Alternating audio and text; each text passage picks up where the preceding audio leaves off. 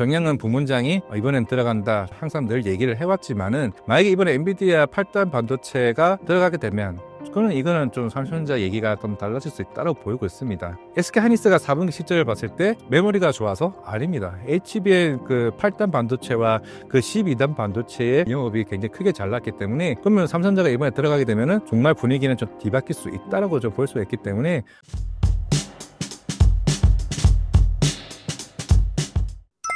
네.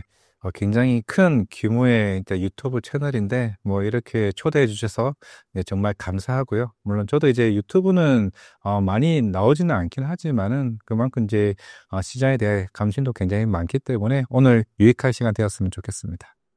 최근 국내 증시 상황은 어떻게 평가하시나요? 일단 확실히 전년도 이제 미국 시장이 굉장히 가파르게 증시가 올라왔다라고 하게 되면 올해 1월 2일부터죠. 본격적으로 이제 우리나라 증시가 강한 이제 드라이브를 이제 걸고는 있는데 물론 그런 차원에서는 일단은 특히 우리나라 대부분 이제 거래 대금에 해외 주식으로 갔던 자금들이 국내로 많이 유입되고 있는 모습을 보이고 있습니다. 물론 지금 예탁고 자체가 다시 한 번 더 줄어들긴 했지만은 원래 51조, 50조에서 이제 맴돌던 게 2월 달에는 58조까지 자금이 유입이 있었던 부분이었고 그러면서 특히 뭐 우리나라 뭐 방산 섹터나 로봇 그리고 바이오 이런 조선 섹터들의 유입들이 굉장히 많았던 좀 시장이나 볼 수가 있을 것 같은데 물론 최근에 트럼프 대통령 이제 행정부가 본격적으로 정권에 들어오고 나서부터 일단 관세 이제 이슈가 있다 보니까 일단은 관세 이슈가 나오게 되면서 증시가 빠질 때 외국인 매도세는 생각보다 이제 거세게 나왔습니다. 하지만은 이 시장을 계속 지탱해 왔던 게 어디냐? 결국에는 개인 매수세죠. 개인 매수세가 이제 빠르게 들어오게 되면서 일단은 미국 시장보다는 국내 시장이 많이 좀 버텨왔던 건데 대신에 좀 문제점이 있을 수 있습니다. 왜냐면은 신용잔고가 지금 최근에 한 18조, 19조까지 빠르게 올라왔다는 거죠. 그 이유는 결국에는 당연히 미국 시장에서 크게 이제 수익을 내고 오신 분들이 이거를 이제 레버리지에 좀 익숙해진 투자자들이 좀 많지 않았나라고 생각을 하고 있기 때문에 과연 그 투자자들이 어디 쪽으로 좀 자금이 몰려있나 뭐 그렇게 좀 생각을 하고 있습니다. 최근 미국 증시가 조정받고 있는 이유는 무엇인가요? 일단은 지금 트럼프 행정부가 나오곤 있습니다만은 지금 원래 1기 때도 마찬가지였고 2기 때도 지금 관세 이슈가 나오고는 있는데 물론 지금 시장에서 나오는 내용들이 지금 제각각 다르긴 하지만은 일단 그나마 좀 신빙성 있는 자료들이 결국에는 이제 트럼프 1기 때부터 진행되어 왔던 이런 감세 정책 결국 그동안 이제 한 6조 달러에 관련된 이제 빚이 있는 상황에서 올해 그 상환을 앞두고 있는 상황입니다. 그러면 이제 트럼프 행정부가 왜 지금 관세 정책을 강하게 하고 있느냐? 그만큼 이제 재정 적자가 워낙 이제 많다 보니까 이거를 재정 수입을 통해서 그만큼 부채를 이제 탕감시키려 하는 목적이 조금 뒷배경에 있지 않나라고 생각을 하고 있습니다. 물론 이제 트럼프가 얘기했던 게 실제로 한 국가에 관세를 매겼을 때 들어오는 수입이 얼마냐? 거의 한 60조 원입니다. 물론 아까 6조 달러고 얘기를 한 거는 대략 한 7천조, 한 8천조 되는 이제 규모이기 때문에 그래서 지금 뭐 유럽이나 캐나다나 멕시코, 이제 심지어 중국에 이어서 이제 아시아 지역까지 관세를 더 강하게 이제 하는 이유도 그에 대한 맥락이 있지 않을까라고 생각을 하고 있기 때문에 그래서 시장에서는 지금 1기 때 완전 다르죠. 트럼프 1기 때는 주가가 굉장히 우상향하면서 왔는데 최근에 2기 때는 1월 22일부터 주가는 계속 이제 곤두박질 치고 있습니다. 그만큼 예년과 다른 게 중국도 중국만큼의 덩치가 굉장히 커졌고 그만큼 기술력이나 시장 자체가 사이즈 자체가 달라진 상황에서 중국의 보복 관세가 생각보다 커질 수 있다는 점. 물론 어제도 이제 캐나다 이제 관세가 오히려 보복 관세가 나오긴 했습니다만은 이제 유럽까지도 이제 본격적으로 보복 관세가 나왔습니다. 뭐 그렇다라는 거는 과연 미국이 미국만을 위해서 이 관세 정책이 옳게 갈 수 있느냐? 그 시장은 이제 그거죠. 물론 이제 CPI 발표도 있을 거고 3월 20일 날 이제 FOMC도 있겠지만은 시장은 계속 이제 스태그플레이션, 경기 침체에 대한 우려가 계속 시각적으로 나오다 보니까 그런 조정이 나오지 않을까 생각을 하고 있습니다. 만약에 미국이 조정을 하고 있는데 글로벌적으로 같이 빠지고 있다. 이런 측면은 지금 아닌 거죠. 왜냐하면 지금 ECB나 캐나다나 대다수의 국가들이 지금 이제 금리 인하를 이제 정책을 쓰고 있는 상황에서 지금 파월 의장과 트럼프 대통령은 서로 지금 갈등을 서로 내부에서만 하고 있습니다. 파월은 우리는 아직까지 금리 인하할 생각은 없어. 우리는 일단 데이터를 보고 할 거야. 그런데 트럼프는 강경하게 지금 금리 인하를 시도하려고 하는 거죠. 물론 관세 정책을 올리게 되면 인플레이션에 대한 우려가 있는 상황에서 이제 금리 인하라는 이제 그 기본적인 맥락 자체가 맞지 않은 상황에서 결국 시장은 여기서 좀 혼돈을 좀 가지고 있지 않나라 좀 생각을 하고 있습니다. 경기 침체 우려에 대해 어떻게 보고 계신가요? 네, 지금 뭐 UBS도 그렇고 여러 이제 모건스탠리에서도 경기 침체 확률에 대한 이제 상향폭이 하나둘씩 올라가고 있는 이제 추세이긴 합니다. 그런다고 해서 지금 이제 지난주 금요일 날 이제 농업 고용 지표도 나오긴 했습니다. 그때 16만 명에 대한 컨선이 있었는데 한 15만 1,000명 정도 다운되긴 했습니다. 고용 둔화겠죠. 고용 둔화도 있지만은 이 속도가 이게 경기 침체로 갈 만큼 그렇게 가파르냐? 사실 그렇지도 않습니다. 물론 이제 2월 CPI가 이제 나와봐야 알겠지만은 1월 달이나 2월 달은 보통 계절적인 요인이 굉장히 부각이 됐고 특히 1월 달에 LA 산불 영향이 있으면서 특히 주거비나 또 농산물이나 여러 이제 데이터와 관련된 물가들이 올라왔는데 이게 3월부터는 어느 정도 물가가 안정이 되게 된다라고 하게 되면은 과연 경기 침체로 갈 가능성이 있느냐 여부. 물론 이제 생각보다 저는 트럼프가 꼬리를 내릴 가능성도 있다고 생각하고 있습니다. 왜냐하면은 유럽과 중국이 이렇게 손을 잡고 본격적으로 보복 관세를 하게 된다라고 하게 되면 그럼 당연히 미국 입장에서는 우리의 의도와 다르다라고 말씀을 드릴 거고 거기에 대해서 관세가 생각보다 다운이 된다라고 했을 때 그러면 경기 침체에 대한 우려는 생각보다 사그라들 수 있지 않을까라고 해봤을 때 오히려 이제 금리 인하에 대한 폭이 생각보다 빨리 속도가 나올 수 있다는 점을 봤을 때는 저는 경기 침체까지는 좀 가지 않는다라고 좀 생각을 하고 있습니다. 트럼프 관세가 국내 증시에 미칠 영향에 대해서는 어떻게 전망하시나요?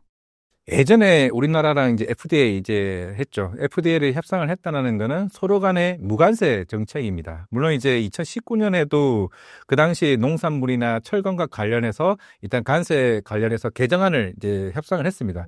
그렇게 할 수 있는 이유가 뭐냐면은 무역이 적자가 되었거나 아니면은 우리에게 인력 난이 생겼거나 관련해서 안 되겠다. 우리는 같이 서로 잘해보고자 했는데 우리 쪽 무역 적자가 심하다. 이 관련해서 이게 업종에 관련해서는 관세를 어느 정도 영향을 주자라고 한 게 2019년에 이제 관세를 적용을 했습니다.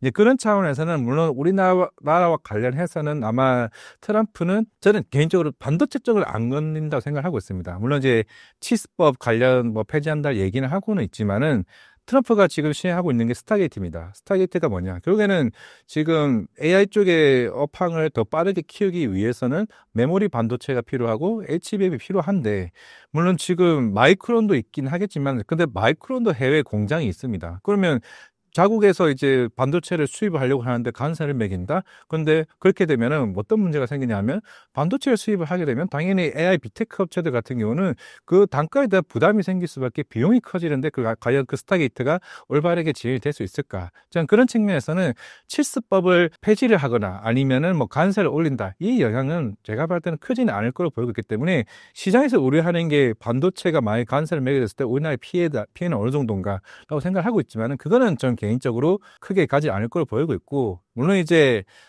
테일러 공장 쪽에 뭐 대부분 뭐 파운드리긴 하겠지만은 실제적으로 메모리 쪽은 영향은 좀 덜 할 수 있다라고 했을 때 대신에 자동차가 조금 걱정이긴 합니다. 왜냐하면은 기아가 일단 부담이 굉장히 큰 상황이고 물론 이제 현대차 그룹 내에서도 지행 공장 쪽으로 어느 정도 공장을 이전하게 되면서 최대한 관세 쪽을 최소화시키려고 하고는 있기는 하겠지만은 생각보다 우리나라가 좀 빠르게 움직였죠. 왜냐하면은 현대제철이 먼저 공장 이전하겠다고 했습니다. 미국에 신규 공장을 짓겠다고 했죠. 근데 그 다음에 자동차가 먼저 움직였습니다.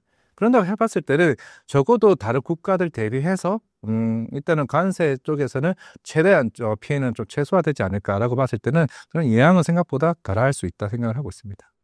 올해 국내외 증시는 어떻게 전망하시나요? 네, 일단 국내는 저는 충분히 올해가 기회가 굉장히 많을 수 있다고 생각을 하고 있고 물론 우리나라가 코스피 3천을 가기 위해서는 중요한 거는 삼성전자입니다. 삼성전자와 SK하이닉스가 주가가 올라가줘야 3천이 사실 실현 달성할 수 있다고 생각을 하고 있고 물론 이제 최근에 4분기 실적을 한번 들여다보게 되면은 삼성전자는 어쩔 수 없이 일단 파운드리가 지금 적자가 굉장히 크고 있습니다. 메모리가 안 좋죠. 그리고 HBM도 심지어 아직까지는 못 들어간다 얘기가 나오고 있습니다. 그게 1분기 때부터 좀 뒤바뀔 수 있다고 보고 있기 때문에 일단 반도체가 시장을 이끌어 줄 것으로 보이고 있고 그 다음에 제약바이오가 있고 물론 이제 철강 쪽도 최근에 시크니컬이 본격적으로 반등이 나왔었죠. 뭐 현대제철이나 포스코홀딩스와 같은 회사들. 그러면 석유화학 등과 같은 회사들이 본격적으로 올라온다라고 했을 때는 생각보다 저는 코스피 3천이 빨리 좀 올라갈 수 있다라고 보이고 있습니다.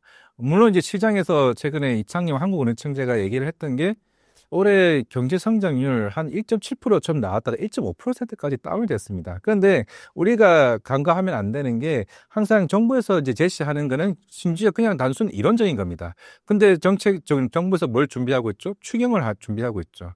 추경을 준비한다라는 거는 그만큼 시장에 더 올라갈 수 있는 상황이기 때문에 그 경제 성장률은 추경을 제외했던 단순 경제 성장률에 대한 지표입니다. 그게 1.5, 1.7인 거고 만약에 추경을 통해서 본격적으로 AI나 로봇이나 이런 조선 2차 전지점에 대한 지원들이 본격적으로 나오게 되면은 당연히 지수 자체는 올라가게 될 것이고 경제 성장률에 대한 부분도 달라질 것으로 보이고 있기 때문에 충분히 지수는 저는 2,500, 2,450이 제일 하단으로 좀 지지를 받는다 생각을 하고 있기 때문에 저는 오히려 최근에 주가가 빠졌을 때 오히려 우리나라는 계속 전 기회라고 계속 말씀을 드렸던 것 같고 그리고 두 번째는 작년에 물론 이제 10월 달, 9월 달쯤에 올해 코스피 영업이익 전망치가 나오고 있습니다. 실제로 어떻게 시장에서 분석을 했냐? 올해 65%나 70%는 일단은 영업이익 전망치를 다 다운시켰습니다. 더 안 좋을 수 있다. 경기가 더 안 좋을 수 있다라고 말이죠. 그런데 시장이 하나둘씩 바뀌고 있는 게 조선 섹터 굉장히 좋아지고 있죠. 철강도 이제 반등이 나오고 있습니다.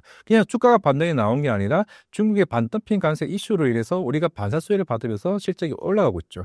반도체도 일단은 제가 봤을 때는 1분기 때부터 반등이 본격적으로 나올 것으로 보이고 있습니다. 제가 봤을 때는 2차 전지나 일단 이쪽에 대한 실적 전망치가 조금은 상향하는 모습을 보이고 있으면은 생각보다 전 세계적으로 우리나라 증시가 탑5 안에 드는 좀 수익률을 보일 수 있지 않을까 좀 개인적으로 생각을 하고 있습니다.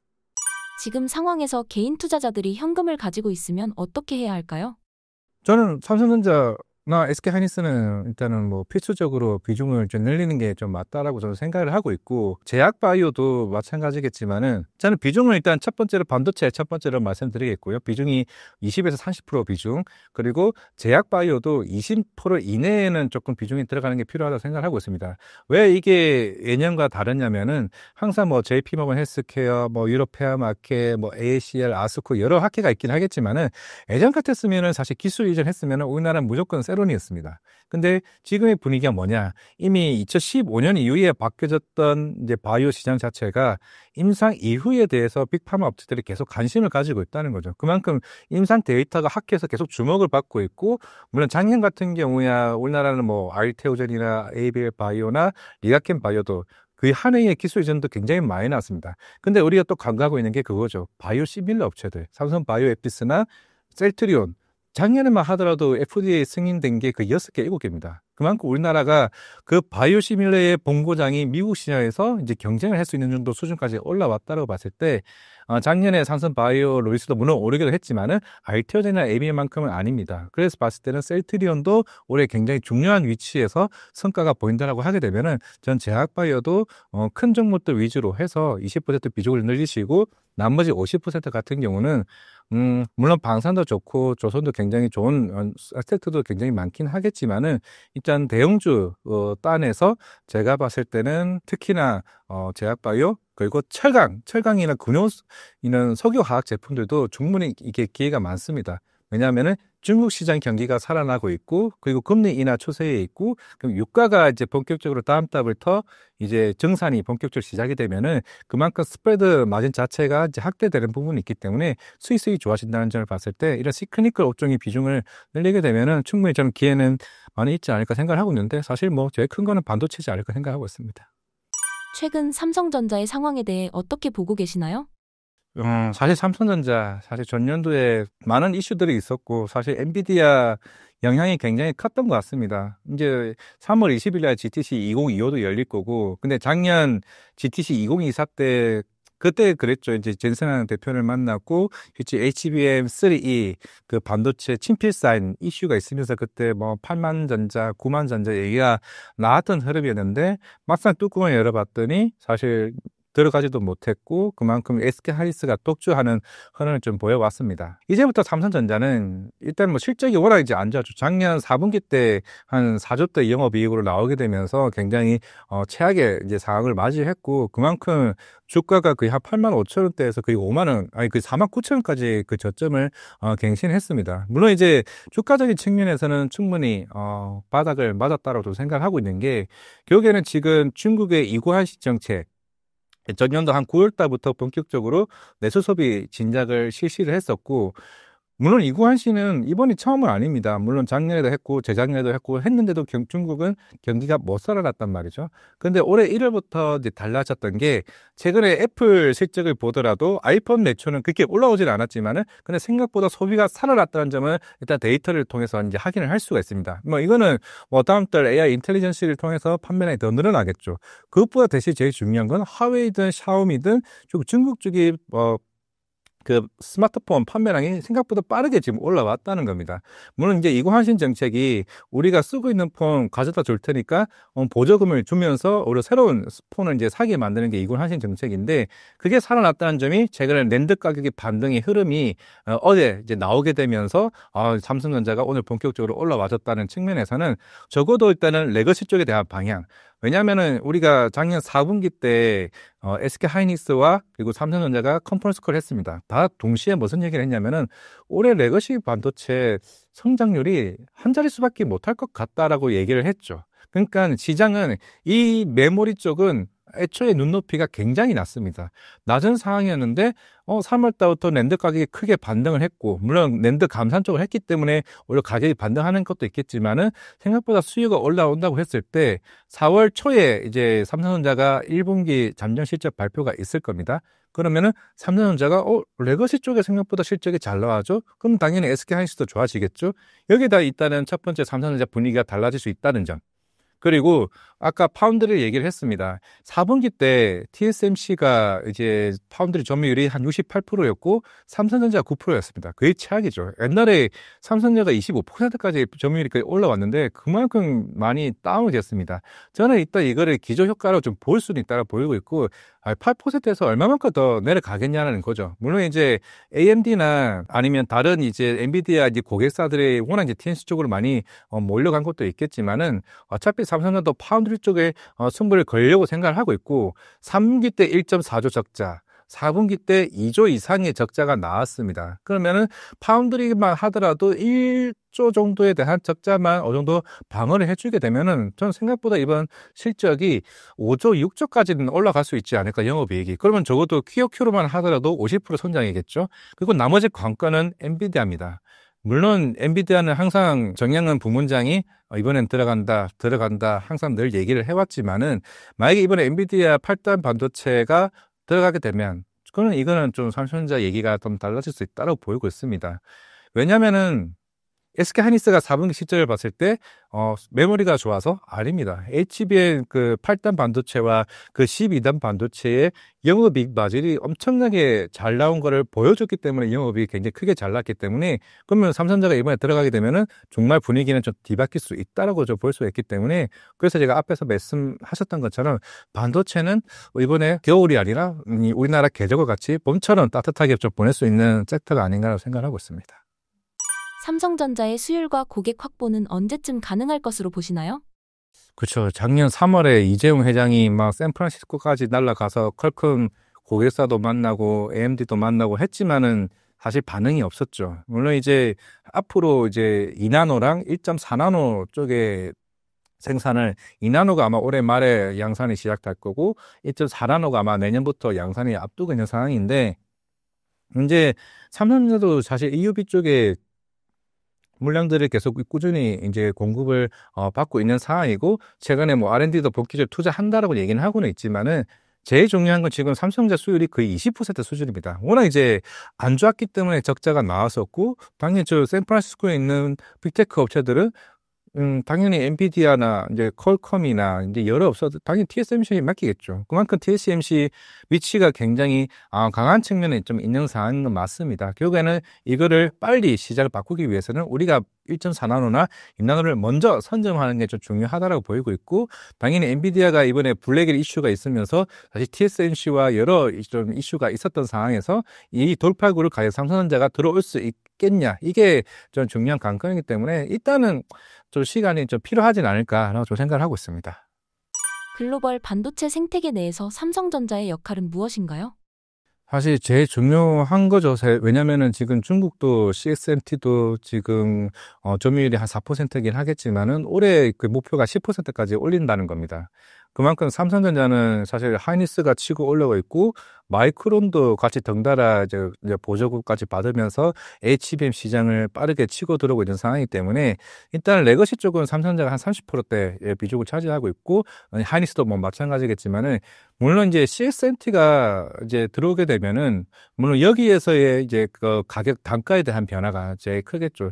왜냐하면 CSMT는 당연히 D램이나 낸드 쪽의 단가가 굉장히 싸고, 물론 이제 DDR4는 하고 있지만은 과연 DDR5까지 생산할 수 있느냐 여부가 좀 중요할 걸로 보이고 있는데, 문제는 이거는 중국이 반도체 굴기 사업으로 빠르게 보조금을 지원을 해주고 생산을 앞서가고 있는 좀 측면이 있다라고 하게 되면은 삼성전자는 이 글로벌 이 반도체 시장에서는 물론 이제 미국이 중국을 계속 제한을 하고 있는 상황이긴 하겠지만은, 여기에는 삼성전자도 사실 지금 중국에 공장이 있는 만큼 향후에 굉장히 조금 불리한 위치에 있다라고 생각을 하고는 있지만은, 결국에는 그의 주가로 이미 최근에 반영이 됐다라고 보여주고 있는 상황이긴 하겠지만은, 여기는 나중에 뭐 DDR5가 됐든 뭐 추후에 DDR6가 됐든 이 기술력이 빠르게 바꿔줘야 이 시장에 대한 선두자리가 좀 될 수 있다고 보이고 있는데, 결국은 지금 뭐 HBM은 SK 하이닉스가 1위고 2위가 이제 마이크론이죠. 3위가 지금 삼성전자가 그 HBM2나 이제 HBM3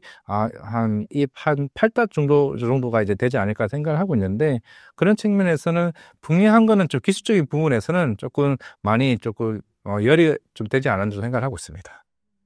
삼성전자 주가는 어떻게 해야 반등할 수 있을까요? 사실 뭐 삼성전자야 뭐 우리 흔히 가전도 있고 휴대폰도 있긴 하겠지만은, 어차피 휴대폰 시장에서는 물론 이제 애플이 폴드 준비하고 있는 상황이긴 하지만은, 워낙 중국 쪽이 샤오미나 하웨이나 그리고 비포, 오포와 같은 회사들이 여러 트리폴드 폰까지 나오면서 이 시장을 장악해 나가고 있습니다. 그러면 사실 믿을 건 반도체밖에 없다라고 좀 보이고는 있는 상황이라면은, 물론 이제 예전만큼 뭐 영업이익이 뭐 8조, 9조까지를 바라지는 않겠지만은, 물론 작년에 3월쯤에 이제 감산이 마무리가 되면서 이제 실적을 하나둘씩 흑자 절하까지 되면서 올라왔기 때문에, 삼성전자가 올해 시장을 바꿀 수 있는 부분은 일단 파운드리가 적자를 풀어줘야 됩니다.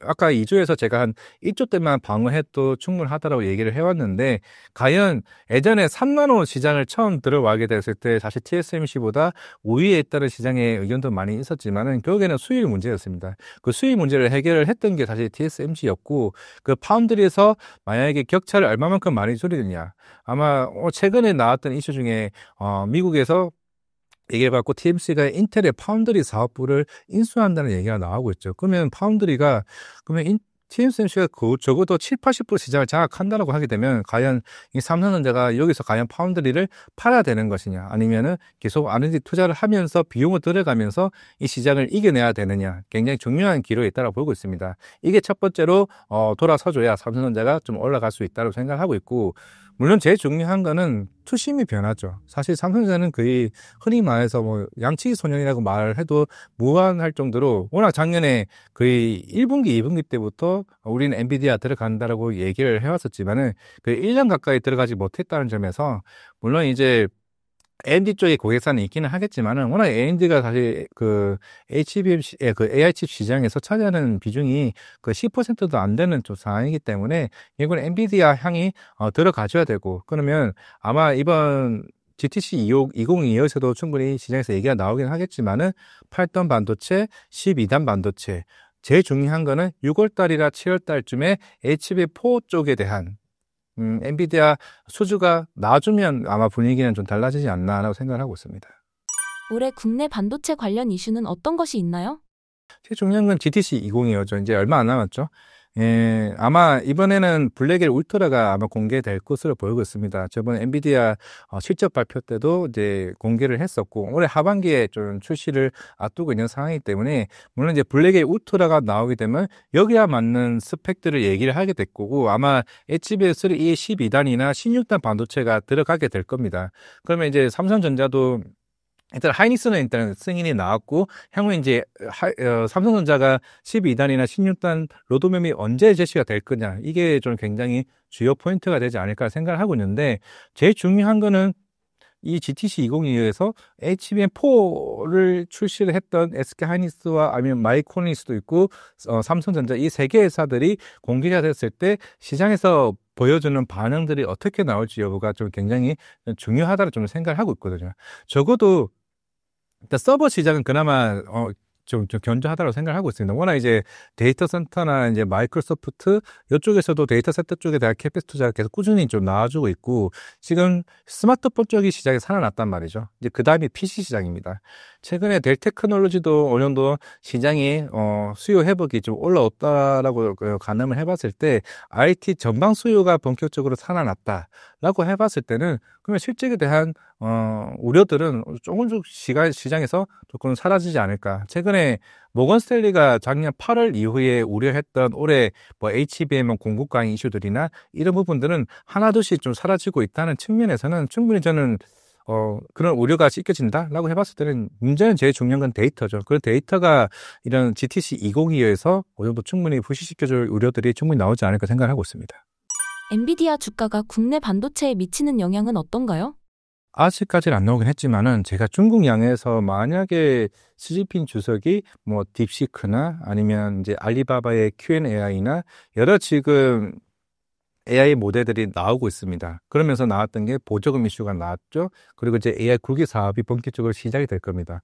그러면 트럼프가 분명한 거는 미중 갈등이 본격적으로 진행되게 될 텐데 당연히 엔비디아한테 수출 제한을 충분히 걸 수 있는 부분에 좀 생각을 하고 있습니다. 물론 이제 그렇게 되면은 당연히 SK 하이닉스 입장에서는 HBM을 공급하고 있는 회사이긴데, 그러면은, 물론 이제 삼성전자 들어가겠죠. 왜냐면은 중국은 저사양, 그거 HB 들어가는 상황이기 때문에 HBM2도 들어갈 거고, HBM3E 8단 반도체도 충분히 들어갈 수 있는 상황에서 만약에 엔비디아가 만약에 수출 제한이 걸려버린다. 왜냐면은 엔비디아가 중국 비중이 한 17% 됩니다. 그만큼 비중이 굉장히 낮은 편은 아닌 상황이라서 만약에 트럼프가 오픈 게이트에 영향을 미칠 수 있는 중국 AI 쪽의 발전이 계속 빠르게 나온다라고 하게 되면은 충분히 이거를 제동 걸 수가 있다라고 하게 되면은 우리가 아까 처음에 제가 이제 반도체 계속 얘기를 해왔었는데 이게 결국에는 이게 상승에 좀 발목을 잡을 수는 있다라고 보이고 있는데 아직까지는 지금 안 나왔죠. 지난주에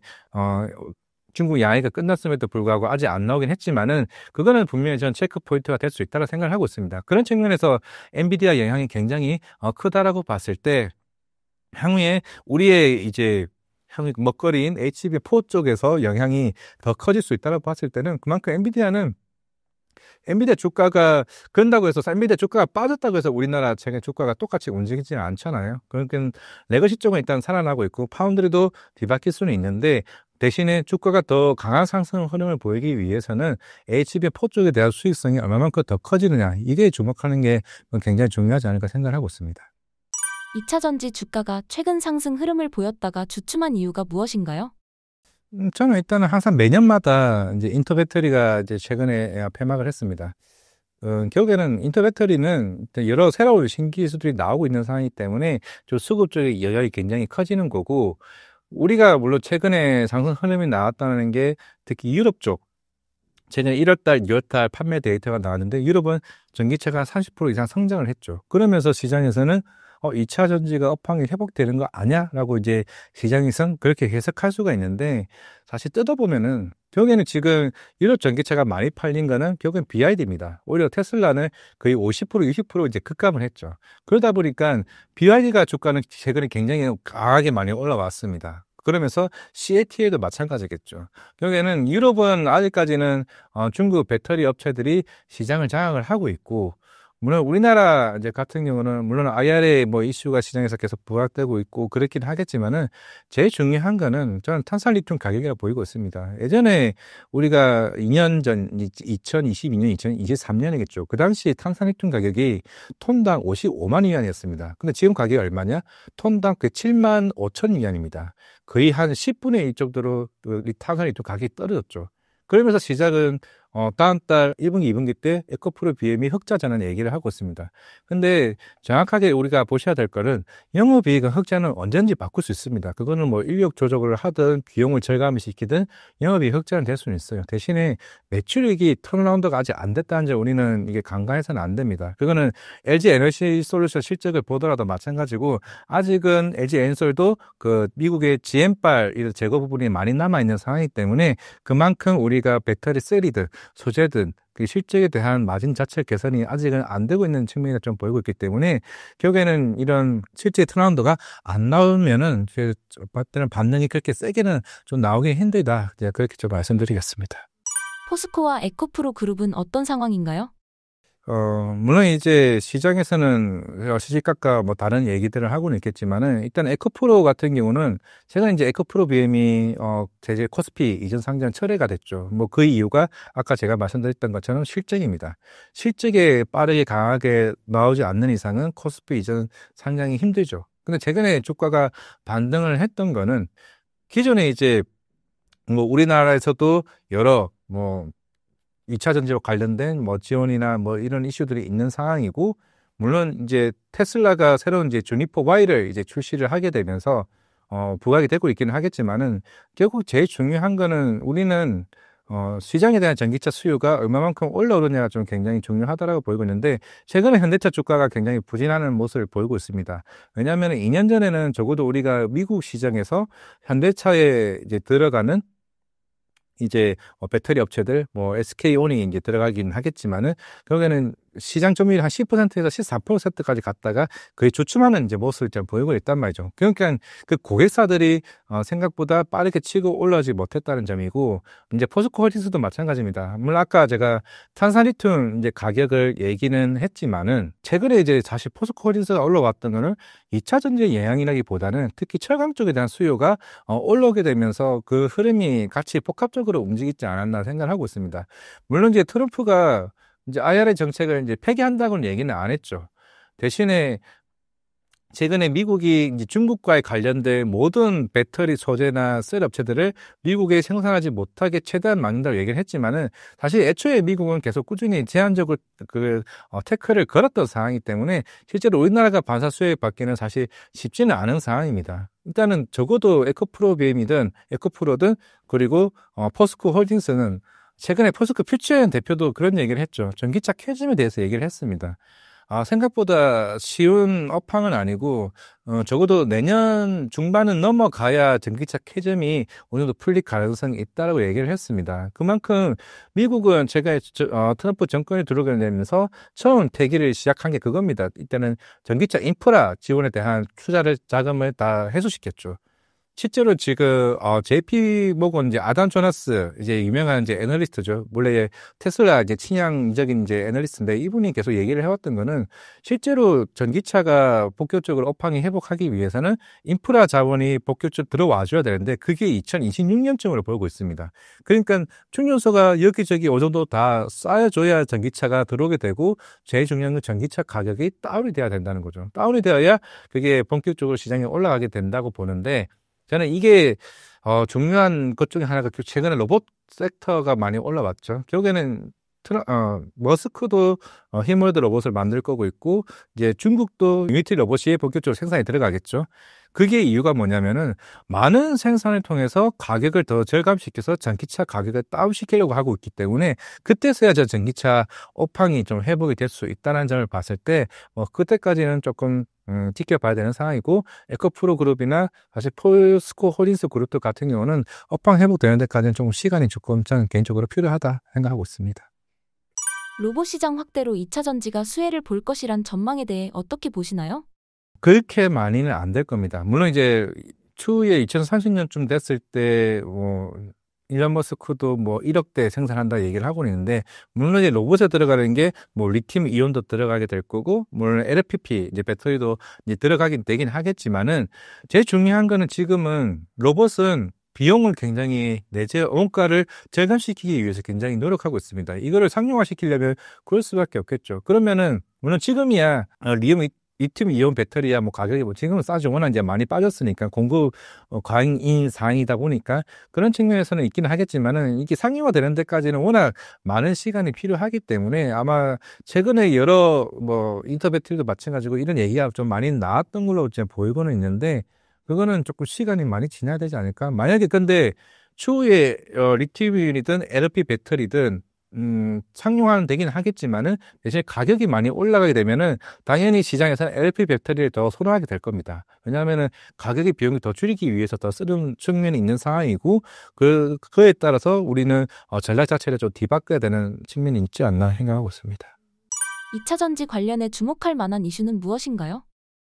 최근에 테슬라 주니퍼 Y가 출시가 됐죠. 그러면서 주가에 좀 방향이 달랐던 게 대조전자 재료와 나노 신소재입니다. 일단 머스크가 일단 주니퍼 Y를 출시를 하게 되면서 거기에 들어가는 게 대조전자 재료와 분명한 거는 나노 신소재인데, 시장 자체가 우리나라는 차세대 이제 배터리 이제 플랫폼을 이제 선호하고 있는 상황이고, 왜냐면은 지금 중국은 아무리 이제 유럽이 이제 관세를 매긴다 하더라도 배터리 가격이 훨씬 쌉니다. 뭐 CATL 배터리도 마찬가지고 훨씬 싼 상황이고, 실제로 중국 CATL R&D 인력만 하더라도 한 5만 명 정도가 됩니다. 근데 우리나라 국내 3사 다 합쳐서 10,000명이 될까 말까한 상황입니다. 그만큼 R&D 인력 자체도 굉장히 큰 차이가 있는 상황이다 보니까, 그래서 최근에 뭐 전고체 배터리가 주가가 좀 많이 올라왔던 이유도, 지금 당장에 우리나라가 뭐 LFP 경쟁하기에는 워낙 원가 차이에서 굉장히 큰 상황이기 때문에, 왜냐하면 BYD는 전기차도 만들지만은 당연히 소재도 만들고 있죠. 배터리 셀도 만들고 있는 상황이다 보니까, 수직 계열하다 보니까 원가 절감이 되기 때문에 가격이 더 싼 전기차가 나올 수 있는 상황입니다. 그런 측면에서는 우리나라 2차 전지 업체들 같은 경우는 조금은 수익성에 대한 부분이 굉장히 의구심이 좀 나오고 있는 상황이고, 오히려 대조전자 재료와 같은 실리콘 음극재나 아니면은 CNC 도형재를 만드는 나노 신소재 같은 경우가 그나마 조금 실적에 대한 뭐 테슬라 향 쪽에 좀 기대감이 충분히 좀 남아있다라고 좀 생각하고 있습니다. 최근 인터배터리 행사에서 나온 이슈는 무엇인가요? 일단은 미드니켈 이제 배터리가 제일 주목을 일단 받았던 걸 보이고 있고, 왜냐면은 결국에는 함량의 차이라고 좀 생각을 하고 있습니다. 그동안 워낙 이제 하이니켈 배터리가 시장에서 이제 주목을 받아왔지만은, 워낙 가격의 차이가 크다 보니까 특히 전기차 이제 고객사들 입장에서는 그런 비용적인 부담이 생길 수밖에 없는 거고, 왜냐하면 이게 추후에 이 보조금에 대한 이슈가 부담이 될 수밖에 없는 상황에서 이 원가 절감을 할 수밖에 없는 측면에서는 이 새로운 미드니켈 배터리가 시장에서 부각되어 왔다는 점, 그 점이 좀 하나 있을 수 있다라고 좀 보이고 있고, 결국에는 이번 인터 배터리에서 시장에 가장 관심 가졌던 거는 결국 전고체 배터리 언제 만들 건데, 이게 조금 굉장히 중요하지 않나라고 저는 생각을 하고 있는 것 같습니다. 물론 이제 전고체 배터리가 대략 한 2026년, 27년 뭐 양산을 앞두고 있는 상황이긴 하겠지만은, 제일 중요한 거는 LG엔솔과 SKO 입장에서는 거의 2030년을 좀 상용화를 보고 있는 거죠. 저희 최근에 여러 이제 2차 전지 애널이랑 얘기를 하다 보면은, 우리나라는 전고체 아니면은 사실 시장에서 경쟁을 할 수 있는, 조금 그게 경쟁력이 생각보다 쉽지 않다는 얘기들을 굉장히 많이들 하고 계세요. 저도 그게 좀 맞다고 좀 생각을 하고 있고, 근데 생각보다 CATL도 빠르게 전고체 배터리를 생산된다라고 하게 되면은, 그건 또 새로운 문제로 좀 보일 수가 있기 때문에, 그런 측면에서는 최근에 뭐 인터 배터리는 뭐 미드니켈 배터리도 주목을 받고는 있겠지만은, 사실 이거는 새로운 하나의 좀 대안책이라고 볼 수는 있겠지만, 그렇게 시장을 선도할 만한 정도는 아니다. 결국에는 완전 뒤바뀌는 차세대 플랫폼이 나와줘야 된다. 그게 최근에 뭐 스페셜티 케미컬도 주가 쪽 굉장히 많이 올라왔었고, 뭐 레이크 머티리얼즈라 이런 부분들이 여기에는 향후에 양산에 대한 부분들이 시장에 부각받지 않았나 생각하고 있습니다. 어떤 전략을 세우고 투자하면 좋을까요? 물론 이제 우리가 주가만 생각을 했을 때는 업황이 회복됐네? 이때는 또 주가는 조금 늦을 수는 있습니다. 이미 주가는 오히려 더 반등할 수는 있겠죠. 분명한 거는 분명 그 에코프로 BM이든 LG 엔솔이든 삼성 SDI든 당연히 주가는 실적은 계속 이제 하향 추세에 있는 건 맞긴 하겠지만은 만약에 에코프로 BM이 4,500억에서 거의 5천억대로 숫자가 뒤바뀐다라고 하게 되면 그거는 저는 시장의 변화라고 생각하고 있고 물론 이제 탄산리튬 가격이 7만 5천 위안인데 7만 5천 위안에서 이게 10만 위안까지 가격이 반등했을 때가 저는 그게 드디어 이제 수요가 살아났다고 이제 보이고 있거든요.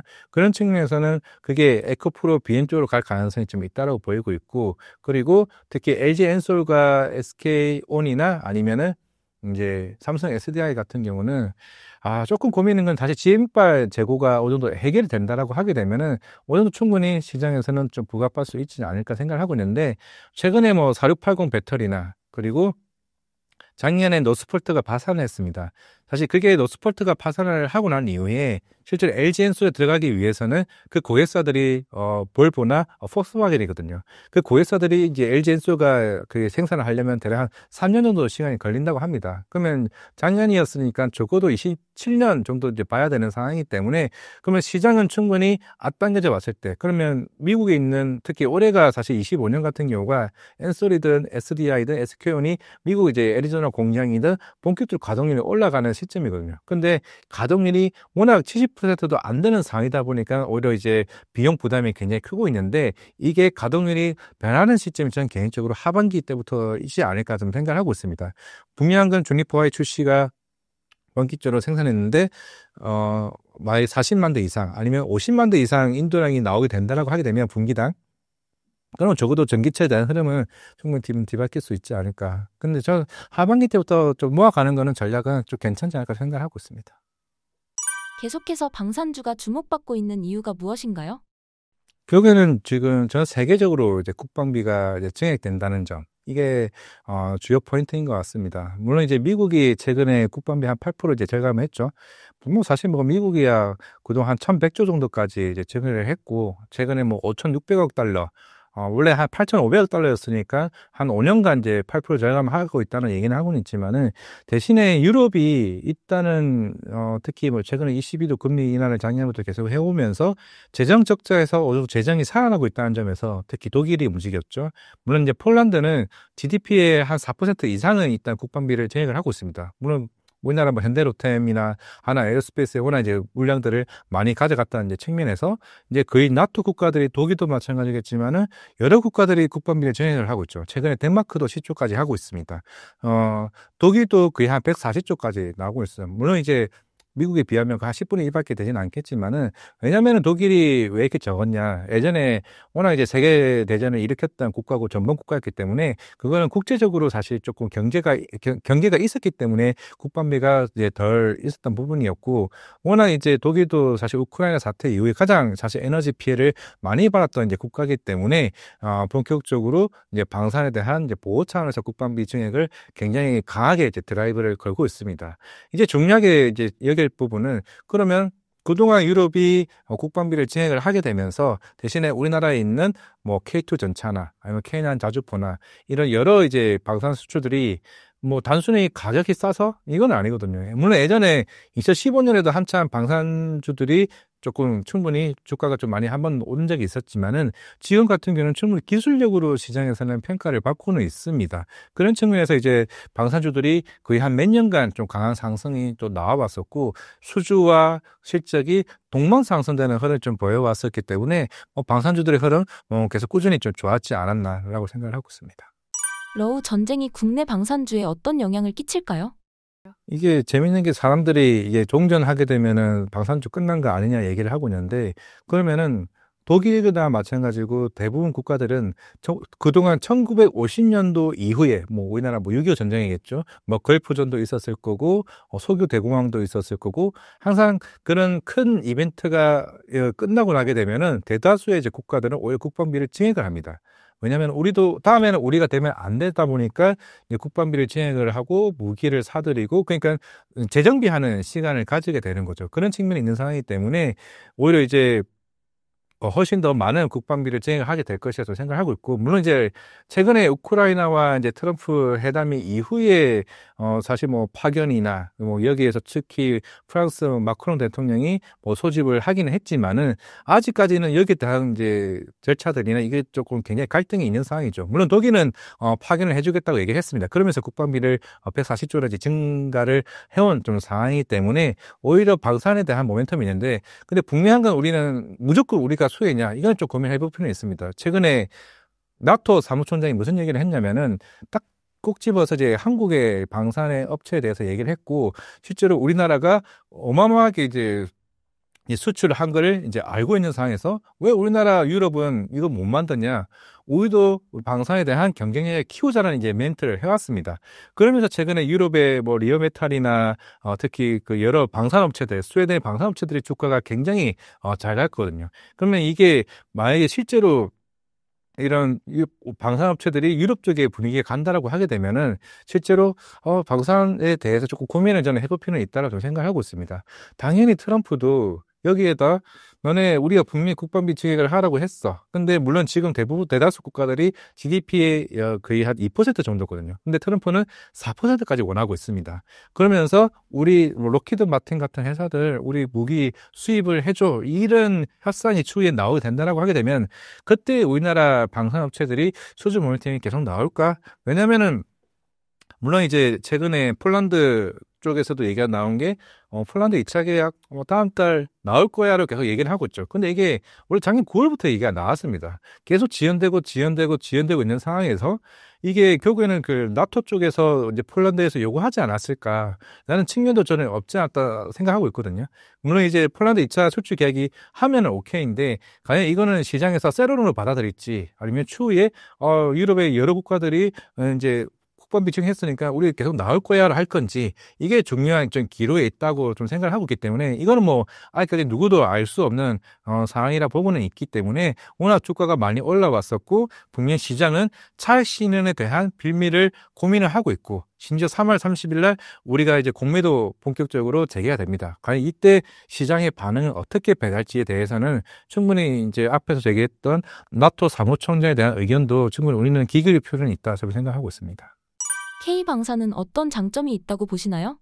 결국에는 물론 이제 우리가 뭐 스텔스와 같은 뭐 프리미엄 뭐 전투기를 뭐 만드는 건 아니긴 하겠지만은, 최근에 한국 항공우주도 마찬가지고, 특히 뭐 K2 전차, 그리고 자주포, 그리고 LIG 넥스원이 뭐 비공이나 이제 천공 같은 이제 무기 탐사 같은 이런 쪽도 시장에서는 어느 정도 충분히 사실 경쟁력이라기보다는 싸고 오히려 기술력이 더 좋은 것에 좀 주목을 했다라고 좀 생각을 하고 있습니다. 물론 제가 아까 유럽 쪽에 대해서는 조금 살짝 부정적으로 얘기는 하긴 했지만은, 대신에 중남미나 아니면 저 중동 국가들에게도 수요는 계속 살아나고 있다는 점에서는 오히려 그만큼 시장에서는 보는 경쟁력이 있다라고 저 보이고 있는 생각을 하고는 있는 상황인데, 물론 이제 향후에 지금 특히 뭐 LIG 러스론 같은 경우도 고스트 로보티스 인수를 하기도 했고, 아마 무기는 점차적으로 첨단화되는 무기들이 생산이 될 걸로 보이고 있습니다. 우리가 단순히 K2 전차와 같은 뭐 탱크와 같은 거 이거 단순하게 만드는 게 목표냐, 이건 전 아니라고 보이고 있기 때문에, 결국 뭐 하나 에어로도 그룹도 마찬가지고, 그리고 현대 로텐도 마찬가지고, 분명히 추후의 변화는 좀 더 고도화된 기술 첨단 제품들이 시장에서 좀 부각받지 않을까라고 생각을 하고 있습니다. 올해 주목할 만한 방산주 관련 이슈는 무엇인가요? 지금 결국에는 시장이 보고 있는 게 트럼프와 관련된 방산 이슈겠죠. 뭐 방위 분담비도 얘기를 하고 있는 거고, 우리가 왜 너네들에게 방위 지원비를 내줘야 되냐라고 생각을 하고 있는 건데, 일단 트럼프는 물론 일단 유럽 국가들 하수씩 국방비 증액하는 건 맞다라고 보이고는 있는데, 대신에 만약에 트럼프가 이번에 국방비 절감을 했던 거는 왜 그렇게 했냐, 보통 전략적 기지를 일단 폐쇄하기로 했고요. 그리고 레거시 무기에 대해서 일단은 지원을 다 삭감을 했습니다. 근데 지금 최근에 그리스에서 미군 전략적 기지를 폐쇄했습니다. 그러면 하나둘씩 미군들이 철수한다라고 가정을 했을 때, 그러면 유럽 국가들은 여기에 대해서 대응을 어떻게 할 거냐가 좀 제가 볼 때 그게 주요 포인트가 좀 보이고 있거든요. 그러면 이게 폴란드도 있고 리투아니아나 루마니아나 이제 슬로바키아 같은 여러 국가들이 지금 우리나라 우호적인 이제 방산 수출 국가들이기 때문에 이 나라들이 만약에 미국이 군사 쪽에 관련해서 조금 방어적인 태세로 나온다고 하게 되면은 오히려 그쪽에서는 충분히 수혜를 좀 받을 수 있지 않을까라고 좀 생각을 하고 있기 때문에 물론 최근에 방산에 대해서 조정은 좀 나올 수 있다는 점은 좀 아까 말씀을 드렸었던 거고, 이게 대신에 피크아웃은 아니다. 실적은 일단은 그 물량이 계속 가고 있는 상황이기 때문에 실적은 계속 올라갈 수 있을 겁니다. 현대로템, 하나에어로스페이스 항상 지금 역사적 고점에 대한 실적을 보여주고 있는 상황이기 때문에 대신에 이 수주가 끊기느냐 안 끊기느냐, 이게 좀 초점을 맞출 필요는 있다. 그리고 이게 트럼프 대통령의 입에 굉장히 주목할 수 있는 상황이라고 생각하고 있습니다. 올해 방산주 주가는 어떻게 전망하시나요?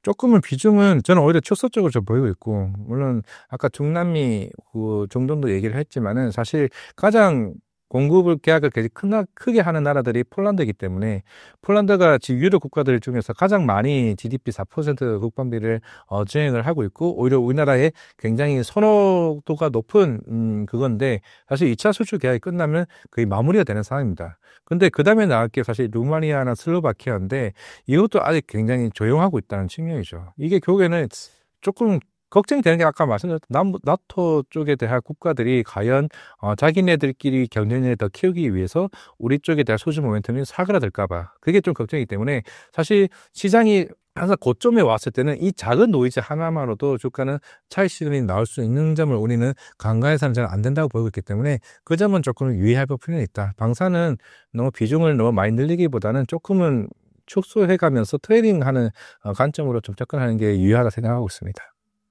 주목할 만한 방산주 섹터나 기업이 있을까요? 기업은 그나마 저는 이제 지금 탑픽으로 보고 있는 건 하나 에어로스페이스라 좀 생각을 하고 있고, 물론 오늘 하나 에너지 IPO 이슈도 있긴 하겠지만은 일단은 그 하나 그룹 간의 저 시너지 효과가 사실 저는 굉장히 좀 크다라고 좀 보고 있습니다. 물론 하나 오션, 그리고 하나 에어로스페이스, 그리고 하나 시스템, 그리고 아까 하나 에너지와 같이 여러 지금 미국과 관련된 진출, 아직까지 우리나라가 미국에 방산 수출을 하는 기업은 없죠. 물론 이제 LG 네스원이 컬 테스트 여부가 좀 남아있다라고는 얘기는 하고는 있지만은, 그만큼 1100조 국방비가 나오는 미국 시장에 우리나라 진출을 한다라고 하게 되면 그게 LG 네스원이니까 하나그룹일까라고 고민해봤을 때는 하나그룹이 생각보다 이게 그 미국에 있는 국방부 장관과 그만큼 연이 있는 인맥들이 있는 상황에서, 뭐 최근에 필립 조선소도 마찬가지겠지만은 미국 진찰이 하두부가 나온다라고 하게 되면은 하나 에어로스페이스가 그나마 좀 대장이지 않을까라고 좀 생각을 하고 있습니다. 뭐 이건 전 내피셜이긴 하겠지만은 그건 그런 흐름들이 그렇게 흘러가고 있다는 점에서 조선만 득을 볼까? 저는 그렇지는 않다고 좀 생각을 하고 있거든요. 신사임당 시청자분들을 위한 한마디 부탁드릴게요. 네, 좀 처음으로 이렇게 오랜 기간 좀 방송을 좀 해서 굉장히 서툰 부분도 좀 없지 않아 있긴 하겠지만은, 제일 중요한 거는 올해 시장은 저는 분명히 한국 시장이 제일 크게 좀 주목을 받을 수 있다 좀 생각을 하고 있고, 그게 반도체가 될 수도 있고, 뭐 제약 바이오가 될 수도 있고, 아까 앞에서 얘기했던 시크니컬, 그리고 하반기 때는 2차 전지가 업황이 회복이 된다라고 하게 되면은 코스피 3000? 코스피 3000이 문제가 아니라 3500도 갈 수 있는 부분이 아닌가라고 좀 개인적으로 생각하고 있습니다. 애초에 영업이익 전망치 낮았습니다. 그리고 경제성장률 충분히 1.5% 낮았습니다. 그렇다는 것은 어떠한 희소식이나 실적에 대한 상향만 나오게 된다라고 하게 되면은 외국인 수급은 충분히 우리나라 시장에 많이 들어올 수 있다 말씀드리겠습니다.